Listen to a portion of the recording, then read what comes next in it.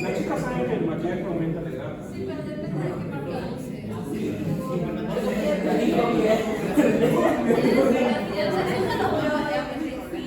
Tengan cuidado con las chicas que se echan base, polvo, que maltratan la gente arruga, las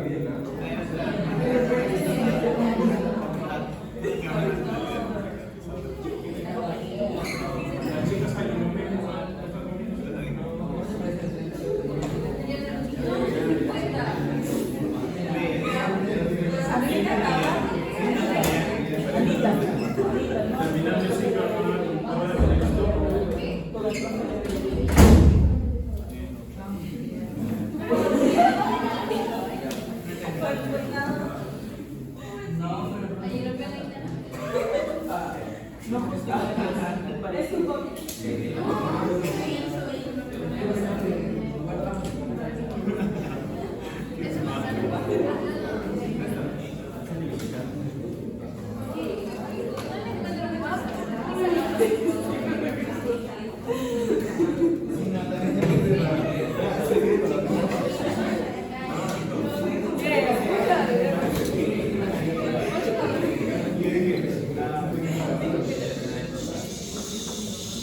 Bien, chicos.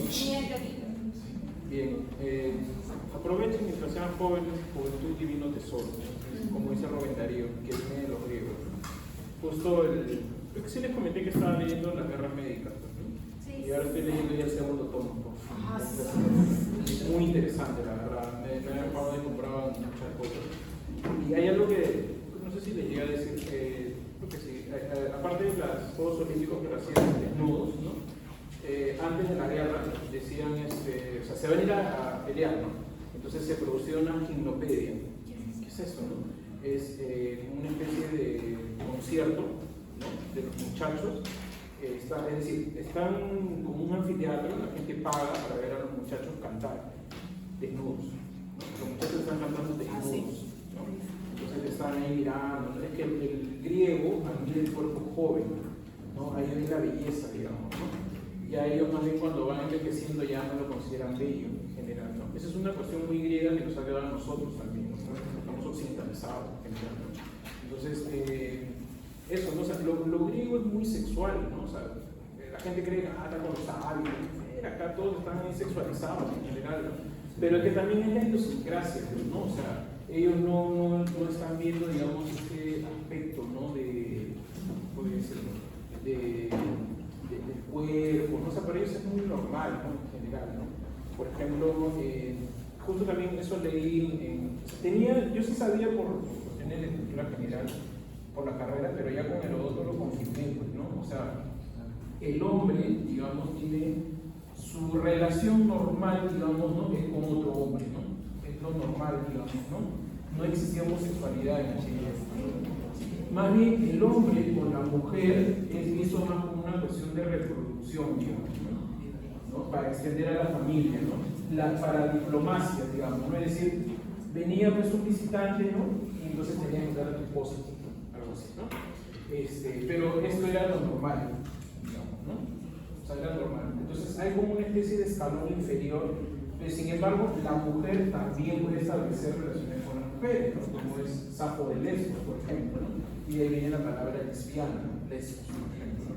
Entonces, eso, digamos, es algo muy normal también. Heródoto también menciona de un pueblo, los jonios, bueno, no me acuerdo, la cosa es que menciona de un pueblo que tenían una costumbre un poco extraña, ¿no? Es decir, tenían sus familias, ¿no? Y a la esposa, digamos, la tenían, y cuando llegaba algún visitante a su casa, tenía relaciones con su esposa. Era lo normal, digamos, ¿no? Y cuando tenían hijas, ¿no? Él le llama bárbaros, ¿no? Tenían a sus hijas, las hacían crecer y las vendían a otros hombres, ¿no? Así, ese era lo que, digamos, por eso él le dice bárbaros, ¿no? Esta gente bárbara, ¿no? Esas costumbres raras que tienen, ¿no?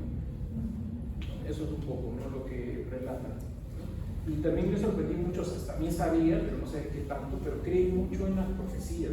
A cada rato están los oráculos diciendo los poemas que van a destruir esto, lo otro, y los sueños por los dioses, ¿no? O sea, sueñan y pronto he soñado que apareció, no sé, pues una serpiente, ¿no? Y tal, ¿no? Entonces hay que irnos a la guerra, ¿no?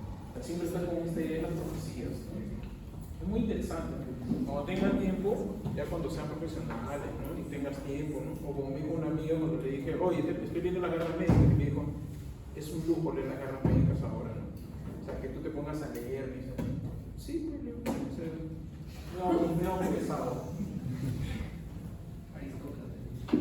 No, soy medio pesado. O sea, tengo clases, tengo un hijo marxista, tengo conciencia de clase, porque sí sé de dónde he venido, o sea, yo he nacido en Marrosado, he crecido ahí, ¿no? Pero, nada, pues para eso estudié, pues, ¿no? Para tener esos grupos. Eso es lo que ustedes también tienen que hacer, pues. Mi padre siempre me dijo algo, ¿no? Estudia para que no estés sufriendo como yo, ¿no? En la vida laboral, ¿no?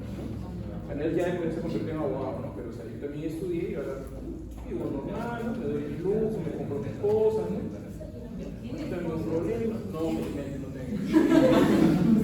No, o sea, ahí si no podría pues hacer nada. Mira, no es por panudearme, pero el día sábado fui a Crisol, nunca debo entrar a una librería. Fui a comprar un libro y me terminé gastando como 400 soles.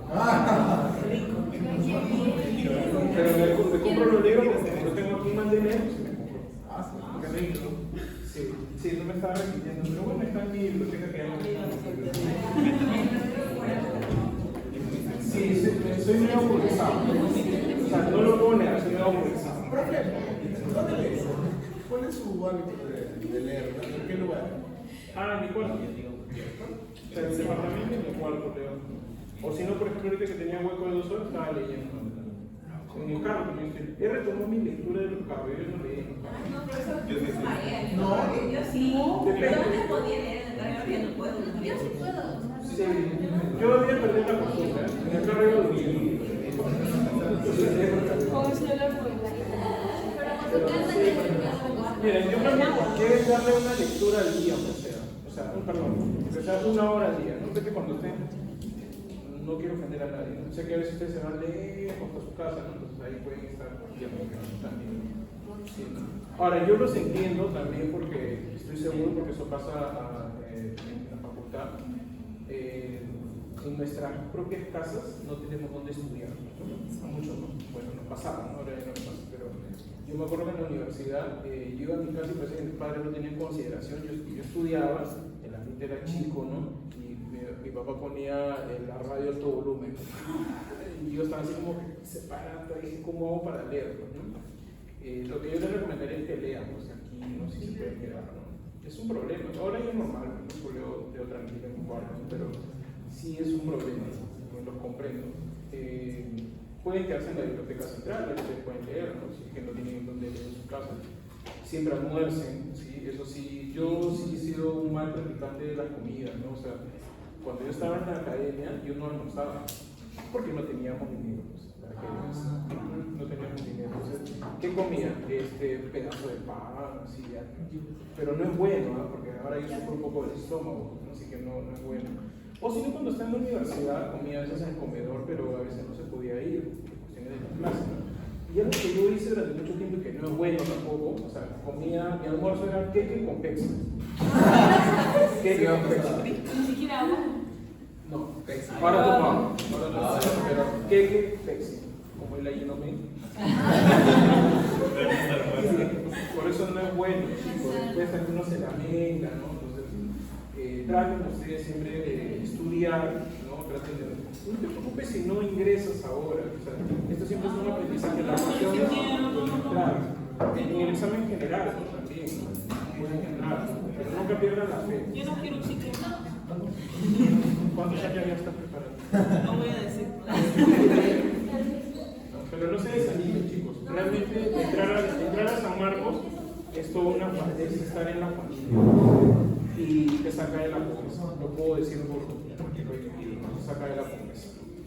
En serio, te saca de la pobreza. Es lo mejor. Si ahora que ustedes mayoría van a derecho, de acá van a hacer plata. O sea, es verdad, pues lo que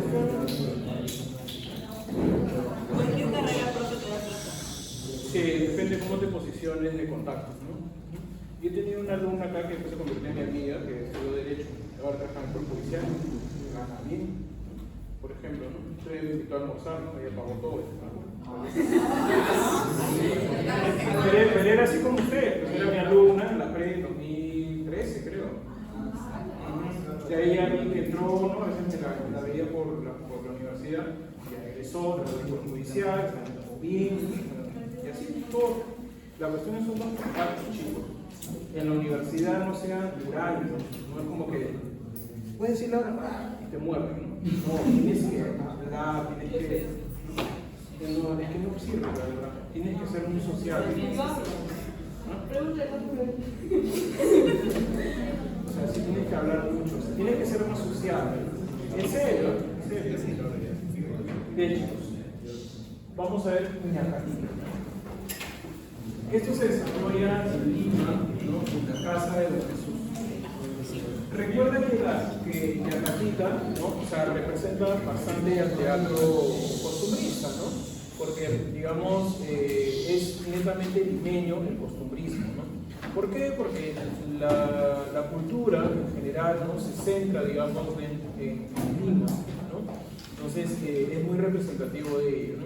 En la casa de Don Jesús está, por supuesto, sí, su casa, está Don Jesús, bastante pasivo, digamos, ¿no? O sea, bastante, como dirían los franceses, ¿no? Bonetón, ¿no? Es decir, un hombre honesto, ¿no?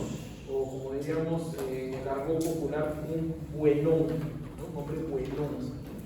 Mientras, por otro lado, está su esposa, Doña Rufina, ¿no? Así como Doña Escolástica, Doña Rufina, ¿no? Es una mujer autoritaria, ¿no? O sea, si te das cuenta, van mostrando cómo son las mujeres en el Perú, ¿no? O sea, en esa época, ¿no? Mujeres con poder, empoderadas. El romanticismo lamentablemente hizo, acaparó mucho la atención sobre la mujer, ¿no? Y lo que hizo fue como que volverla débil, ¿no? O sea, el acto del hogar.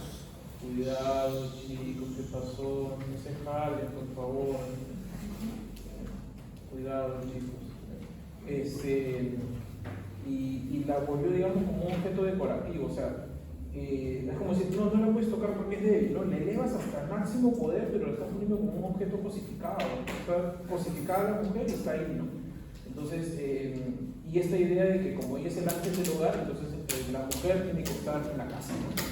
Que ese es el discurso patriarcal, machista, ¿no? Que hay, yo no creo, bueno, sí, en realidad sí hay, ¿no? En ciertos lugares donde consideran que la mujer no tiene que estar en la casa, ¿no? O la típica del padre, ¿no? Yo me criticaba mucho a mi papá eso cuando le decía a mi hermana, no, tiene que aprender a cocinar, ¿no? O sea, esa es la típica del machista, ¿no? O sea, mi hermano es machista, no lo niego, ¿no? O sea, pero es la típica, o sea, no es una cuestión de que aprendes a cocinar porque para ti, ¿no? Sino tienes que aprender a cocinar porque si no para el marido, ¿qué le vas a hacer, no? Cuando te casas, ¿no? O sea, la clásica, ¿no? Entonces no es eso, digamos, pero eso viene, digamos, del romanticismo, ¿no?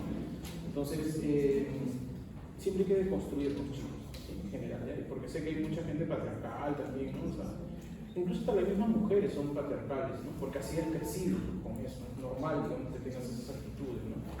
Pero bueno, ellos tienen a Doña Julieta,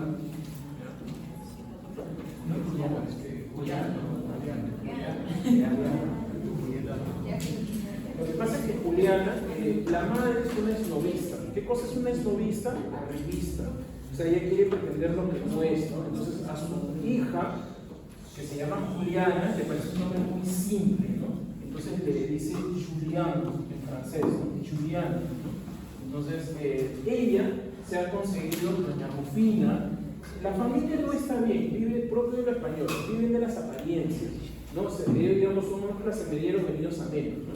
Entonces, lo que pasa es que su hija es la esperanza de la familia para sacarlos de la pobreza.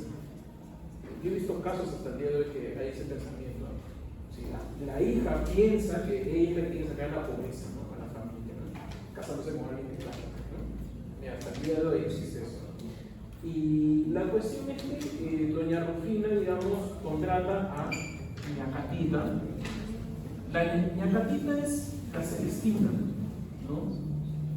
Digamos, me imagino, la verdad que no he investigado mucho sobre esto, pero me imagino que habría este tipo de personas, ¿no? Se destina que tú le pagabas para que te consigan un marido o mujer, ¿no? Entonces le dice, porque quiere salvar a la familia, ¿no? La contratan, y ñacatita, digamos, también le han requerido sus servicios, ¿no? Don Alejo, ¿no? Alejo también está misio, ¿no? Y le ha dicho a ñacatita que le consiga un buen partido, ¿no?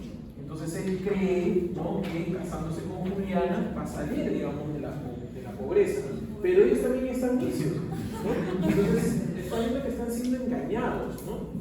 Hay otra obra teatral de Manuel Ascenso Segura que se llama Las Tres Viudas, ¿no? Las tres viudas son tres mujeres viudas, ¿no? Y curiosamente las tres conocen al mismo hombre, ¿no? Y este hombre las engaña a las tres diciéndoles, o sea, tiene un nombre diferente para cada una, ¿no? Y las tres mujeres lo engañan a él también diciéndole que no son viudas, que tienen otros nombres, ¿no? Y al final estas tres viudas son conocidas. Entonces, como entre ellas se cuentan y le hablan del hombre, pues, ¿no? O sea, oye, conocí a este hombre, pero como este les engañó con sus nombres, piensan que son hombres distintos, al final las tres están enamoradas del mismo hombre, ¿no? Entonces, esa cuestión del engaño siempre está muy presente dentro de las obras de Manuel Ascenso Segura, ¿no? Ya, entonces, si te das cuenta, está ahí comprometida, ¿no? Pero ella está enamorada realmente, ¿no? Del pueblo, ¿no? Manuel, porque él es del pueblo, ¿no? Claro. Es un misio. Es un San Martín, diría la rectora.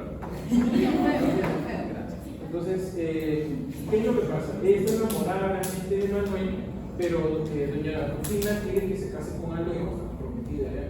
Y Alejo se ha presentado también como un esnovista, ¿no? O sea, él saluda en francés, ¿no? En alemán, en italiano y sí, en esos tres idiomas, en inglés, ¿no? Pero eso no sabe los saludos, pero la madre cree que es políglota, ¿no? O sea, y sabe algunas palabritas, ¿no? Entonces, bueno, eso, ¿no? Entonces, Alejo, digamos, es visto como el buen partido, mientras que Manuel no tiene dinero, no tiene clase, digamos, ¿no? Mientras que él es visto como el buen partido, digamos, ¿no? Bien, desde el comienzo de la obra nosotros vemos a Juliana empoderada, ¿no? O sea, vemos a una mujer rebelde, ¿no? Entonces se muestra esta rebeldía de Juliana, ¿no? Esa rebeldía de Juliana, porque ella no acepta los designios de la madre autoritaria, ¿no? Hay un momento incluso, ¿no? Que hay un intento de fuga, ¿no? Le dice a Manuel, quien toma las decisiones es Juliana, ¿no? Hay un intento de fuga con Manuel, ¿no? Con Manuel, le dice para fugarse, Manuel no quiere, pero bueno, como títere se deja llevar, ¿no? Hay un momento donde ya están con las cosas afuera, Juliana se olvidó de algo y dice, oye, espérate, voy a regresar por unas cosas. Cuando retorna ya llegan sus padres, se encuentra con don Jesús, nada, pasivo, ¿no? Pero llega la madre y le hace lío a ella, pero le echan la culpa a Manuel, que Manuel se la está llevando, ¿no? Cuando en realidad la que ha intentado la fuga, todo es Juliana, ¿no? Cuando todo parece consumado, llega Juan, ¿no? Juan es el mensajero, ¿no? Que viene del Cusco, ¿no? Recuerda que Deus ex machina viene de Dios en la máquina, ¿no? Lo que pasa es que antes del teatro griego, ¿no? Por ejemplo, este es el escenario, digamos, ¿no? Y de pronto acá había una escena, ¿no? En fin, y entonces de pronto aparecía el Dios que salvaba. Entonces acá había una máquina, como una grúa, ¿no? Que elevaba a la persona acá, ¿no? Y el Dios aparecía en el cielo, ¿no? Y resolvía toda la situación, ¿no? Dios en la máquina, ¿no? De Deus ex machina, ¿no? O Deus ex máquina, ¿no? Bien, entonces aparece Juan y Juan conoce a Alejo, ¿no? Lo conoce, ¿no? Entonces le dice, pues, ¿no? Se sorprende un poco de que esté ahí porque ahí se enteran de que es mismo, ¿no? O sea, ¿cómo es posible que estés acá? ¿No? ¿Cómo has hecho? ¿No? Porque tú siempre andas todo el dinero. Y entonces, pero no solamente eso, sino que a su vez no se enteran porque él le pregunta, ¿y tu esposa y tus hijos? Y ahí se entera que es casado, ¿no? Con ello, ahí recién cuando va a llegar prácticamente casi a la destrucción de la familia, es que don Jesús, digamos, toma la rienda de su casa, ¿no? Don Jesús lo que hace es, porque Ñacatita y Alejo vivían prácticamente como parásitos en su casa, ¿no? Entonces don Jesús expulsa, ¿no?, a Ñacatita. O sea, Ñacatita vivía, digamos, en la casa de las personas que iban a casarse hasta que se casan. Una vez casado, ya terminaba su trabajo, se iban, ¿no? Era mantenida ahí, ¿no? Y también algo, ¿sí? Con ello, la madre, digamos, emite un discurso bastante sumiso, ¿no? La madre reconoce su error y le dice al esposo, ¿no?, discúlpame, ¿no?, por todo lo que he hecho, ¿no? Casi llevó a la destrucción de la familia de la nación, recuerda, a nuestra hija y todo ello, y ahora voy a ocupar el lugar que me da la sociedad, detrás de ti y en silencio, ¿no? O sea, es este discurso totalmente sumiso, ¿no?, que hay, porque es un trabajo también de los intelectuales poner a la mujer y encerrarla al hogar, pues, ¿no?, lo que luego van a hacer los románticos. Y con ello, después de que la mujer ocupa, ¿no?, según ella, el lugar de la sociedad, recién se puede dar la unión familiar, ¿no? O sea, date cuenta cómo es lo que tratan de trabajar, ¿no? O sea, si la mujer tiene poder, entonces no puede haber unión familiar, ¿no? Algo así. Entonces, ¿cuál es el tema? El matrimonio conservado por los padres, ¿no? En todo caso, ¿no? Bien, vamos a ver el romanticismo, características generales, porque ya hemos explicado un poco el proceso.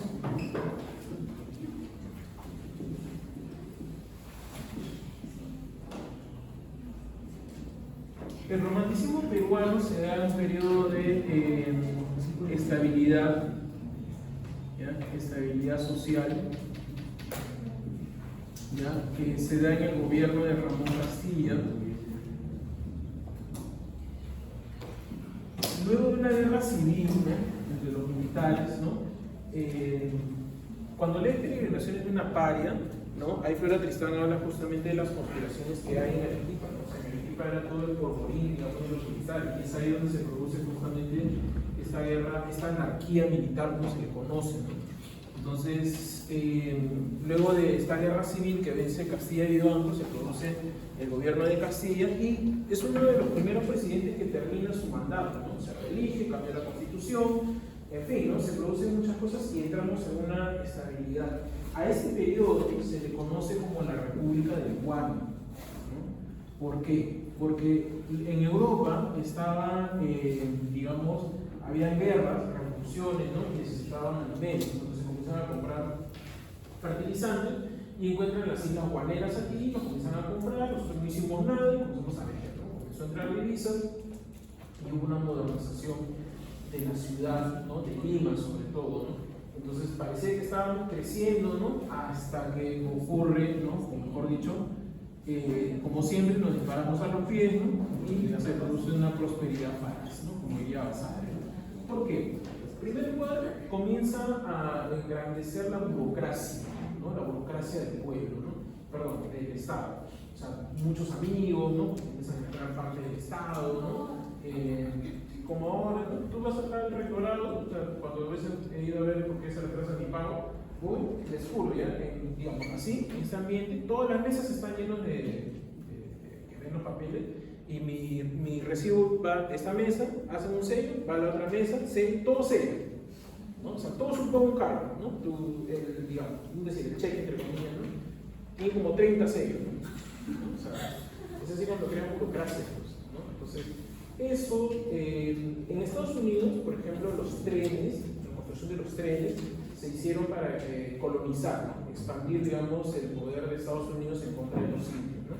Entonces también se tomó esa idea acá y se comenzó a hacer trenes, o sea, se trajo al ingeniero de Estados Unidos, se compró los trenes, pero no había rieles, ¿no? Entonces comenzó a construirse los rieles y solamente llegó a Chorrillos y llegó al Callao, ¿no? No más, ¿no? Entonces ahí, digamos, al revés, digamos, ¿no? Como siempre, ¿no? Crearon San Marcos, pero no había colegio para ingresar, ¿no? Entonces, ¿no? O sea, en esa época, ¿no? Pero bueno, entonces esta prosperidad no hay, la corrupción comienza a ocurrir un problema, ¿no? Por ejemplo, la llamada consolidación de la deuda. Hay una tradición de Ricardo Palma que se llama el baile de la victoria, donde son invitados, ¿no?, va Echenique, donde revienta, digamos, todo este problema, va Castilla, ¿no?, y todos comienzan a comentar sobre oye, ¿te han pagado? Sí, ¿no? Ah, sí, pero a mí ya la deuda que nos ya, pero igual lo siguen pagando, todos celebran, pues, ¿no? O familias fantasmas que nunca habían aportado nada para la independencia, porque justamente la consolidación es eso, ¿no? Pagarle deudas a muchas personas que habían colaborado con la independencia y préstitos que le habían dado al Estado, ¿no? Entonces hay mucha corrupción en ello, ¿no? Pero bueno, eso digamos es un poco el romanticismo y algunas cuestiones que debes saber por cultura general. Por ejemplo, en cuanto a novela, ¿no? Se da El Padre Orán, ¿no? Que dicho sea de paso, yo voy a hacer otra edición de otro libro de Narciso Aresti, que es El Ángel Salvador, ¿no? Es considerado, digamos, la primera novela romántica, no la primera novela en el Perú, sino la primera novela romántica, ¿ya? Narciso Aresti. Él, digamos, El Padre Orán, tuvo mucho éxito, o sea, en las novelas, estas novelas se llaman novelas de folletín. ¿Por qué? Porque se publican en los periódicos, ¿no? O sea, era el enganche, ¿no? Te graban en un periódico una página, ¿no? Entonces tú leías, te interesaba y comprabas, no sé, el siguiente o la semana, no sé, para seguir comprando, ¿no? A ver cómo acababa la historia. Cuando tenía mucho éxito, la novela folletín pasaba a ser libro. Y muchas de las novelas que, digamos, más o menos pueden referenciar fueron publicadas por la novela folletín. Lo mismo en Europa, Marco Bovary sale en periódico. Tuvo tanto éxito que después se hizo un libro, ¿no?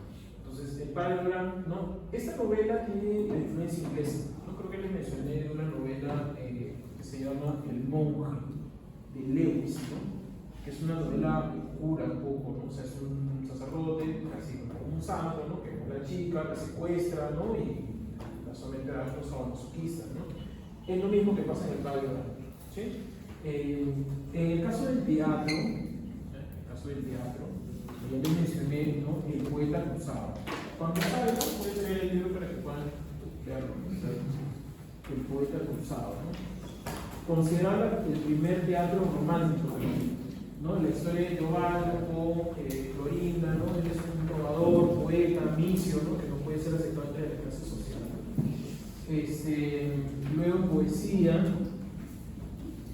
Yo tengo que repasar esta parte porque la verdad que yo me quedo con la idea de que la poesía es aburrida, pero no sé, hay que competir un poco más también, ¿no? O sea, cuando era universitario era como que sí, un poco, no me gustaba, pero bueno, habría que revisar nuevamente, ¿no? Hasta los gustos a la vez, ¿no? Nuestros ojos cambian con el paso del tiempo. Por ejemplo, a mí no me gustaba la literatura de la emancipación, pero cuando comencé a enseñar ese curso en la vida real, o sea, con todo el conocimiento que uno tiene, aprecias mejor, digamos, ese elemento. Y bueno, y está, digamos, también en lo que es narrativa, novela, ¿no? En narrativa está, por supuesto, ¿no? Las tradiciones peruanas. Las tradiciones peruanas. Vamos a ver aquí, tradiciones peruanas.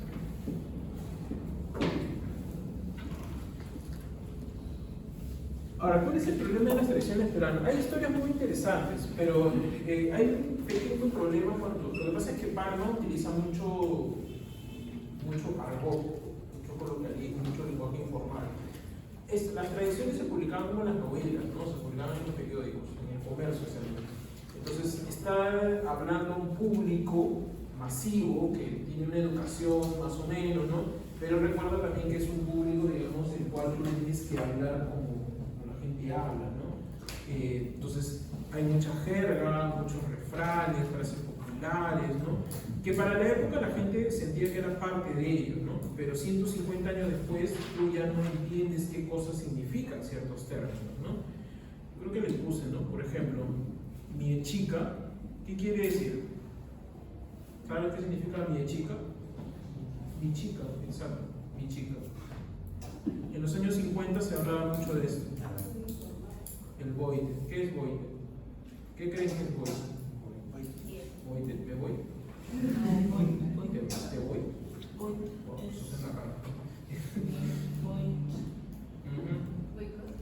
¿Boicot? Nada.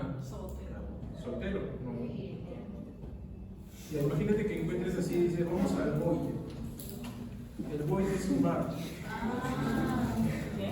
Es una palabra francesa. En francés es boîte, ¿no? Boîte. Entonces, en francés es boîte, ¿no? Pero acá se pronuncia como boite. O por ejemplo, en el siglo XIX, muchas de las novelas, esta sí la debes conocer, ¿no?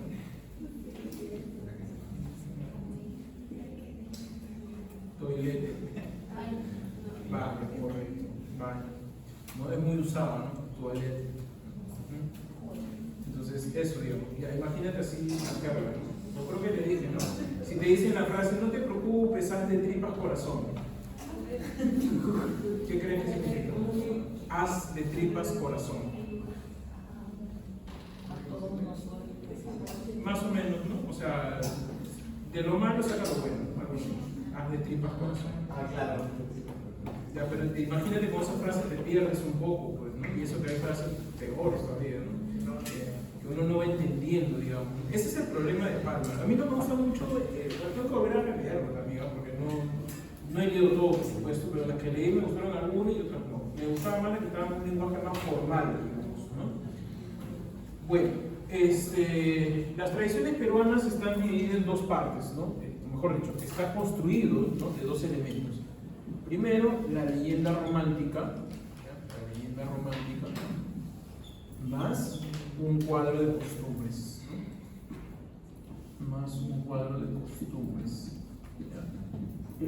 La leyenda romántica lo que va a hacer es darle la profundidad histórica. No quiere decir que sea historia, sino que, digamos, lo liga al aspecto romántico, ¿no? Mientras que el cuadro de costumbres lo va a situar, ¿no?, en la realidad, ¿no? ¿Ya? Por ejemplo, ¿no? El personaje de Don Dimas de la Tijereta, ¿no?, el que estafó al diablo, ¿no? El abogado. ¿De dónde viene? Del Fausto de Goethe, ¿no? Ya, pero este Fausto de Goethe es del siglo XIX, ¿ya? Pero esto, digamos, en realidad viene del Fausto, ¿no?, del siglo VIII, del manuscrito alemán. Un manuscrito alemán que sí lo tengo, que lo leí, o sea, que ahí el Fausto no es. Aquí, mira, el Fausto romántico es el que vende su alma al diablo por el amor de una mujer y que al final es redimido y salvado su alma, ¿no?, por Margarita, que lo lleva al cielo, ¿no? Ya, acá no. Acá, en el siglo VIII, el verdadero Fausto es, pues, supuestamente el original, digamos, ¿no? Es un nigromante hechicero, ¿no?, que vende su alma al diablo por poder, ¿no? Y entonces el diablo viene al final, ¿no?, y no le quiere pagar, ¿no? Entonces le corta la cabeza y lo tira por la ventana, ¿no?, y muere el Fausto. Muy diferente, ¿no? Por ejemplo, una visión romántica, una visión más del siglo VIII, ¿no? Entonces, a lo que iba, ¿no? Don Dimas está ligado a estos, ¿no? O sea, esta idea de vender el alma al diablo, ¿no? O en este caso, la niña, ¿no?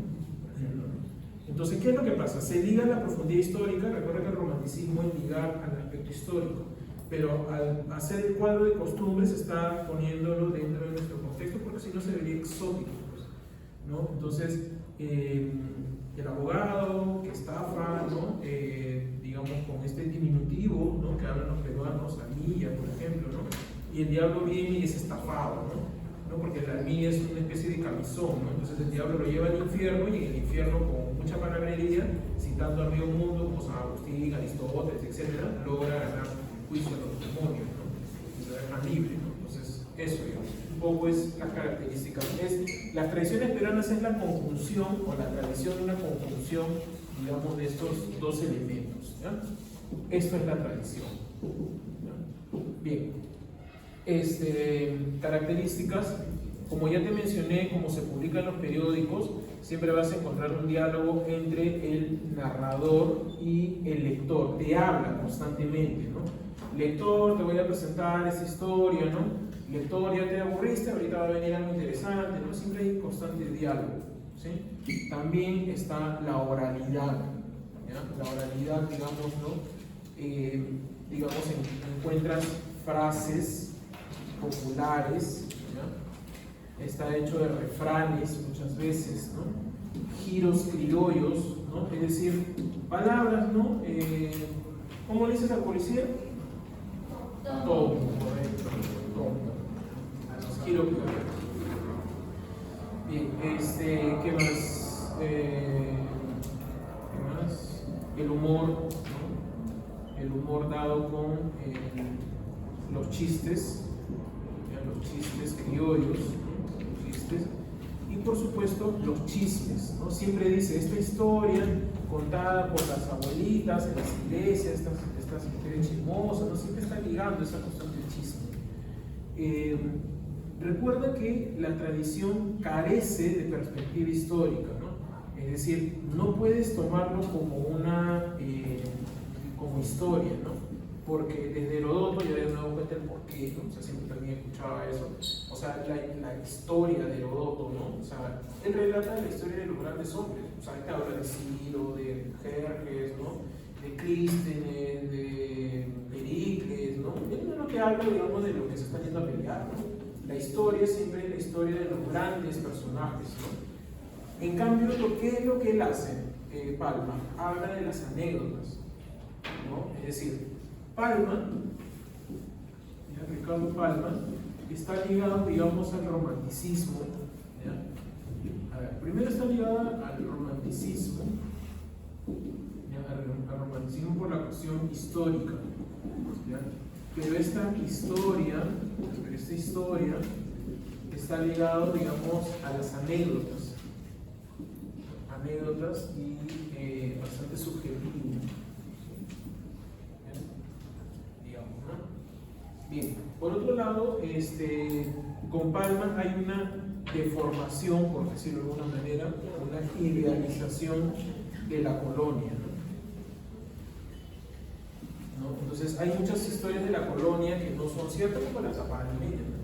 Profe, ¿la característica completaria es una que usted mencionó sobre la característica de los periódicos o es algo distinto? No te entendí, perdón. La característica completaria Ajá. es relacionada a lo que usted menciona que aparece en los periódicos o es lo que... No, folletín es el que aparece en los periódicos. O sea, el término de aparecer en los periódicos es folletín, de folleto. En la semana que menciona sobre una característica completaria. ¿En dónde? ¿En el romanticismo? Sí. ¿Ah, sí? Sí. Bueno, pues lo mismo. ¿Ah? Sí. El neoclásico es panfletario. ¿Pero a qué se refiere con eso? Panfletario es político. O sea, los panfletos políticos utilizan el lenguaje medio político. Si vive con el romanticismo, estás a favor del gobierno. No me vas a hablar mal. Claro. No hablan porque todos están contentos. Porque Sí, están en ahorita una... no le dan paso del gobierno. No te confundas con folletín. Folletín viene de, bueno, entonces sería folletán, folletín, no de folleto, porque en Francia, digamos, venía el periódico con un folleto. Y ahí otro Folletín, una novela de folleto. Bueno, y por último, las partes, ¿no? de la tradición. Bueno, en primera instancia está la presentación, ¿ya? La presentación de la anécdota, ¿no? Te relata, te dice qué es lo que te va a presentar, ¿no? Luego hay una digresión, ¿ya? ¿Ya? Histórica. Recuerda que digresión es irte por ramas, ¿no? Entonces, la digresión lo que hace es darte datos supuestamente históricos para darte verosimilitud, ¿no? O sea, para hacerte creer a ti como lector que esto ha ocurrido. Sí, sí, más o menos, o también te puede decir Don Dimas que vivía en la calle tal, para hacerte creer realmente que existió. Sí. Entonces, eso, digamos, ¿no? Y luego lo que hay es desarrollo, ¿no? Desarrollo de la anécdota, ¿no? Y normalmente esta anécdota, ¿no? Siempre va a terminar, digamos, ¿no? Con una moraleja, ¿no? Con una moraleja. Bien, muy bien, chicos. Pueden resolver sus preguntas.